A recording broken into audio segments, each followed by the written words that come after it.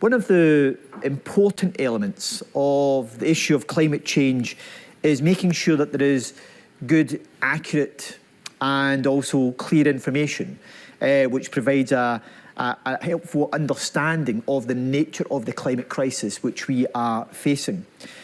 I'd be interested in hearing from you what you view as being what you think would be the best approach to help to tackle what is a growing challenge of climate denialism and misinformation around climate change, particularly amongst audiences who might not always have access to that very specific specialist academic information which is available on climate science. Could I ask you, Claire, what's your view on how we can go about making sure we have good, high-quality data and information, and how we can relate that to people in their day-to-day lives? I mean, I think there's different forms of information and data that we actually need. The project that we work in, we spend quite a lot of time sorting out what's called an inventory for local authorities on their area-wide emissions. So this is all of the emissions that occur in a territorial boundary. So for example, City of Edinburgh, you draw a kind of circle around it and you go, anything that happens in here, any cars that are driven, any houses that are heated, is part of our emissions, and we have to calculate that. In a way, that's a really easy data set to do. It's kind of like the data's available, it's public, you can do all sorts of things with it. The really tricky data set that we're struggling to get hold of and that we really need people to be aware of is, what are we actually doing to solve climate change? Because knowing that we've got 550,000 houses that are heated with gas is one thing. Knowing how many heat pumps or how many district heating networks we're going to be installing in the next 5 years, and that if you live in a house which is like to be in a district heating network, is it better for you to put off your boiler installation until you know the district heating network's coming? That's a really tricky data set. So we're working with a global platform to kind of make these plans. A lot of these plans are written somewhere, but there are 300 PDFs in Scotland that describe what's happening. And what we would like to have is one website for every local authority that says, these are the things that this local authority is doing to solve climate change. It's not the whole picture. There's lots of other stakeholders in the problem, but it helps us kind of start to get a basis of the sort of data we need. So one of the things is actually kind of making some of that public data that is being, I wouldn't say hidden in PDFs, but it's a little bit murky in PDFs, trying to get it into a format that people might actually access and use. And those platforms will become kind of public websites that people can look at and go, what's happening in my area? How do I understand it? Okay. Hannah. Well, I mean, I think to answer the question, I would say that a really key way of communicating kind of climate change information in a way that interacts with the way that people live is by implementing just transition policies, meaning that the way that we need to change, any sort of like behavioral changes that need to take place should become the default option, should become the cheapest option, should be the best option for people. So that when changes take place, like we'll feel this in our lives, we probably already do, it's in a good way. It's not kind of in a bad way. So like thinking about heat pump installations, there's plenty of ways that we can kind of support people to, you know, change their heating systems to a more sustainable option that also kind of brings their costs down, things like that. So I think that's kind of one of my main, you know, thoughts on how to communicate the important stuff about climate change. Is just making people's lives better in the process of making changes. Okay. Robert? It's a great question. I think the first thing is, so for the audience, by way of background, a lot of my academic background and work background is in public opinion research originally, and so there's a lot of research that shows that folks who may not be aware or knowledgeable about climate-related issues can connect when you are talking about a climate impact. So if you say something like the hurricanes, I split my time and lived part of the year in Florida. So if you say to people, well, the hurricanes seem to be getting stronger and the Gulf of Mexico seems to be warmer, they can connect with that, right? So that's the first point. Second point I'd say is I'm assuming that the amount of sensors and data that we have will increase sort of geometrically, especially because we have cheaper and cheaper launch for satellites, and I'm assuming that over time that will give us better data. And then the third thing I think is very interesting from my perspective is just we have the data, but then also having the compute to crunch it. And so my background is as a data person, and I think just about something that's very immediate to my life, which is hurricanes. And we still don't understand a lot. We have a lot more data, and we're understanding more about how they operate. But having much stronger compute would allow us to get a better sense of predicting their severity and predicting how hot the Gulf gets and what that means. So I do think that there's a lot, not just in data collection, but in the ability to crunch the data, and that's just raw compute. So good quality data, accessible information about how that data can then translate into day-to-day life, and also the policy impact making people's lives better. However, how do we deal with the challenge or the increasing challenge of climate denial and this pressure to say that actually we should just ditch this net zero stuff, it's too expensive, and actually what we do here doesn't make any difference anyway? How do we use the points that you've mentioned about quality of data, accessibility, making people's lives better? How do we use that in a way that helps to confront what is very strong, clear scientific data that climate change is taking place? Hannah? Well, there's not an easy answer to that. I think, for me, from kind of looking at this from a political scientist perspective, this is the climate conversation is taking place in a wider kind of political arena that's moving rightward. And so climate denialism is coming alongside just general distrust of expertise in general, kind of a move towards populism in a lot of ways. So it doesn't stand on its own. And I think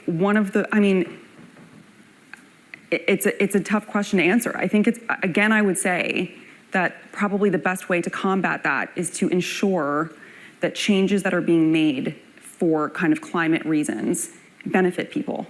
Because there's so much fear from people who kind of maybe don't understand climate change as well, or don't kind of want the state intervention that sometimes it takes to make climate policies and align with goals and things.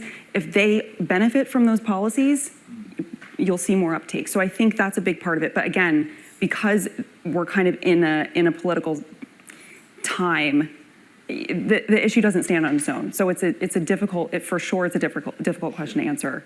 But again, I think just making sure that issues are linked. We see the connection between climate change and other issues like health and immigration and crime and whatever else. We make those linkages to then improve people's lives, and then there will be better uptake of climate policies in general, I think. Robert, given your political science background and where we are with the US administration, withdrew from the Paris Accord, etc., very, very much a case of drill, baby, drill approach to the energy transition. What do you think should be done in order to tackle what is that's a prevailing denial of climate change taking place? So what I think is, I'll speak just from a US perspective for a second. So what's happening right now is that businesses and industries that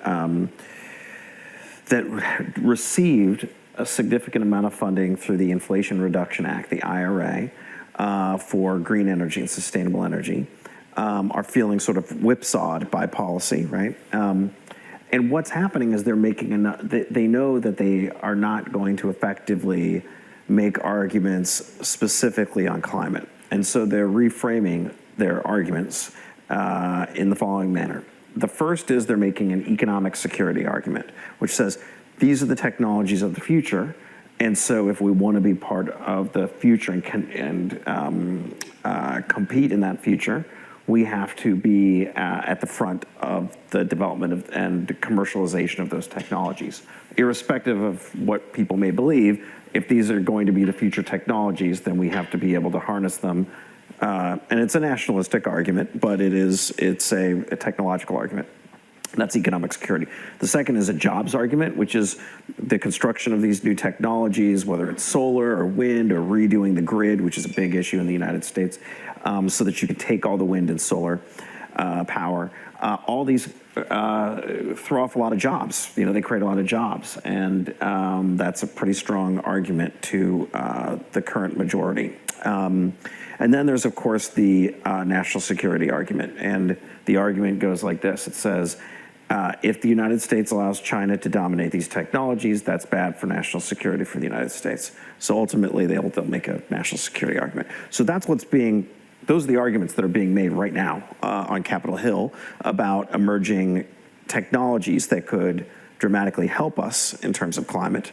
And we'll see. But that's what's happening right now. Okay. So clearly government and big business have a big role to play in driving some of this and driving this agenda.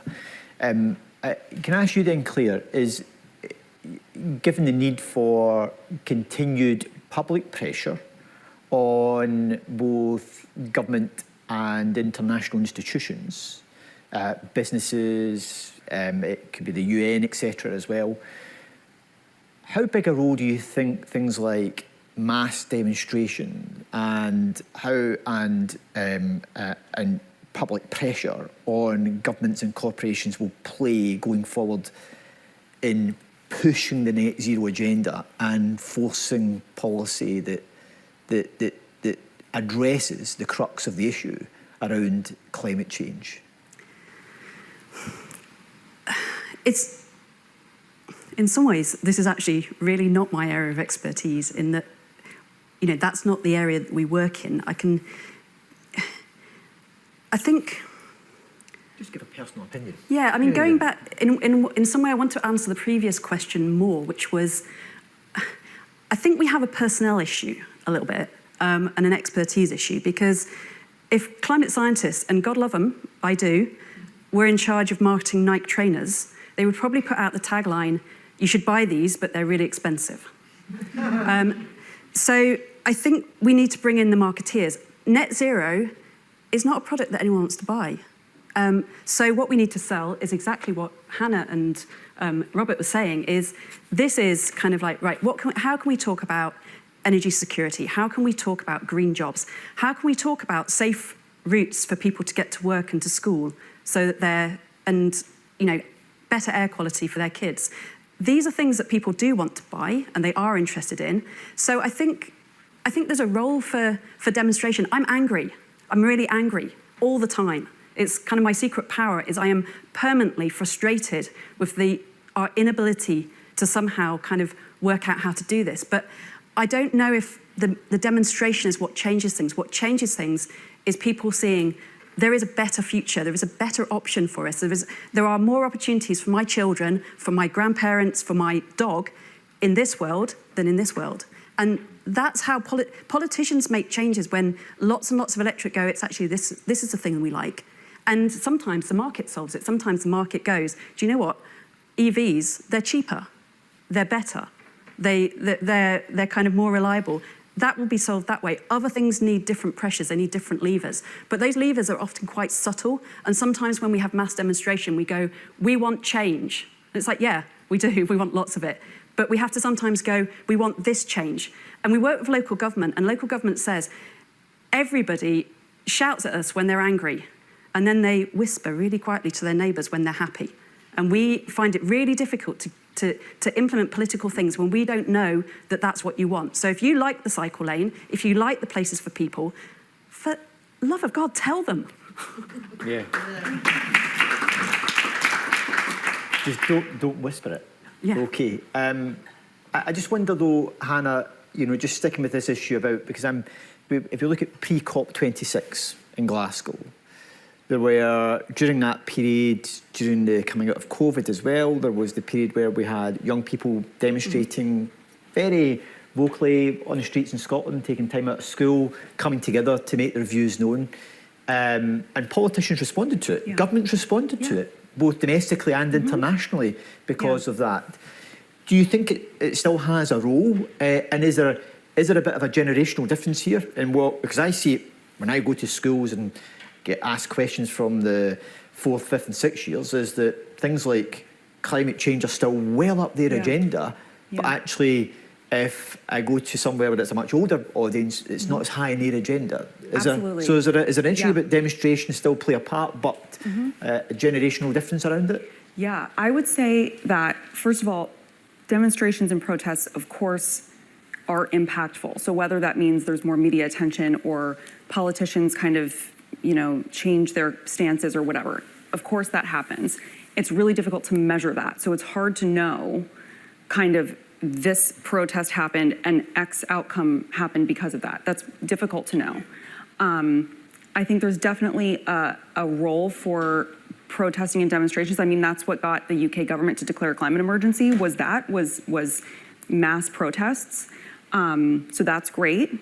Again, what does that mean? Can we trace that to policy change in a specific way? It's hard to do that. But I think one of the key issues here with actually making kind of differences in climate policy is basically issue salience. So there's not actually anywhere, including in America, where we're having this massive, obviously everybody knows, but the vast majority of people agree that climate change is a huge problem, including people that vote for parties that don't think that. The vast majority of people believe it. There's actually not a huge difference there. And it's the same in the UK. The vast majority of people believe in climate change. Most people think the government is unprepared to deal with the consequences of climate change. Everyone's kind of basically on the same page about that. And obviously there's a lot of noise around people who don't, but percentage-wise, it's not a big percentage. But still, for a lot of people, climate change is not their top issue. And so it's not the thing that they necessarily go to the ballot box to vote for when they're voting for a person, which is also, I think, why it's really important to continually, as I've been saying, like tie all these issues together, because even if climate is something you care about, but it's not your top issue, it might be more closer to the top if you kind of are making these connections between how climate impacts other issues that you care about more, essentially. So I think that's one of the main issues. But to answer your question, of course, I think protesting does play a role, but it's knocking at the door of power. It's not making the change. It's kind of asking for the change to be made. So of course, it's limited in that respect. Long-winded answer. Okay. Robert, I want to pick up on a point off the back of this that you mentioned in an earlier response from time you spend in Florida, people saying the hurricanes are getting stronger, etc. Because there is a school of thought among some of our climate scientists that say that actually we probably won't see the scale of action that's necessary until people start to be impacted on their own day-to-day lives by the change that we're experiencing in our climate. I wonder, from your experience, do you think that's a valid view from some of the scientists, and do you think it will play a significant part in policy direction? I think so. If you look right now, there are discussions just where I spend a lot of my time, which is about the Gulf of Mexico being too warm and about hurricanes. But there's also discussions in the upper Midwest about will America's breadbasket move north towards Canada because of the heat, right?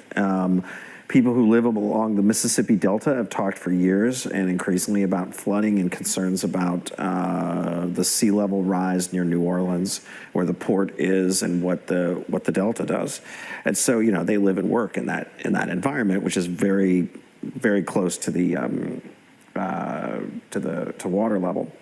I do think that basically you're already starting to see some solutions come forward. I think that, and I used MIC as an example. So the first is marketing. We talked about this earlier, but marketers pay attention to what younger people want, because that's who is going to be buying their products in the future.